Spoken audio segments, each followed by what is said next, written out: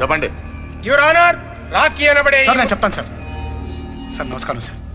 మొత్తం 49 మర్డర్లు సార్ నేనే చేశాను సార్.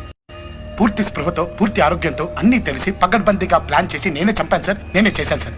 దానికి పూర్తి బాధ్యత నాదే సార్. మీరు ఏ శిక్ష విధించిన అంగీకారం సార్. కానీ శిక్ష విధించే ముందు ఒక్క 2 నిమిషాలు మాట్లాడే ఛాన్స్ దొరుకుతుందా సార్? 2 నిమిషాలు సార్, ప్లీజ్ సార్. సార్ ఒక 50 మందిని చంపేగానే మీడియా, ప్రభుత్వం, ప్రజలు అదేదో పెద్ద అనుభవం పడ్డ టల్లకల్లం అయిపోయారే. మన జన్మలకు కారణమై మన రక్తాలు పంచుకొని మన జీవితంలో సగభాగాలైన ఆడవాళ్ల మీద ఎన్ని ఎన్ని ఎన్ని ఎన్ని ఎన్ని ఎన్ని ఎన్ని ఎన్ని దారుణాలు సార్. నీచాతి నీచంగా, క్రూరాతి క్రూరంగా జరుగుతున్నాయి. ఒక్కడైనా సార్ పట్టించుకున్నాడా? ప్రశ్నించాడా? నిలదీశాడా? పోనీ ఆపే ప్రయత్నమైనా చేశాడా?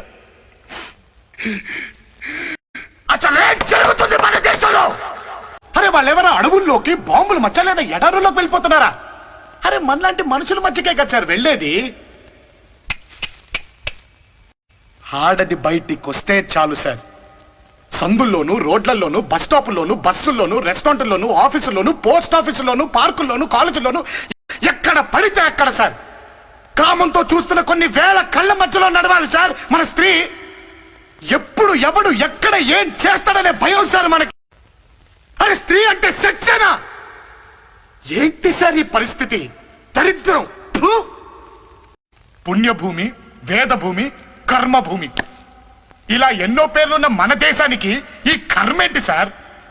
మాతృదేవ ఒక ఆడదాన్ని కొంగు లాగితే 18 లక్షల మందిని పిచ్చి కుక్కల్ని చంపినట్టు చంపిన మహాభారతాన్ని చూసి మనమే నేర్చుకోవాలి సార్. నేర్చుకున్నాం సార్, నేర్చుకున్నాం సార్. ఆడవాళ్ళని ఎత్తుకెళ్ళిపోవటం, చీరలు లాగటం. Great country sir. Salute to my country and my culture. Salute sir.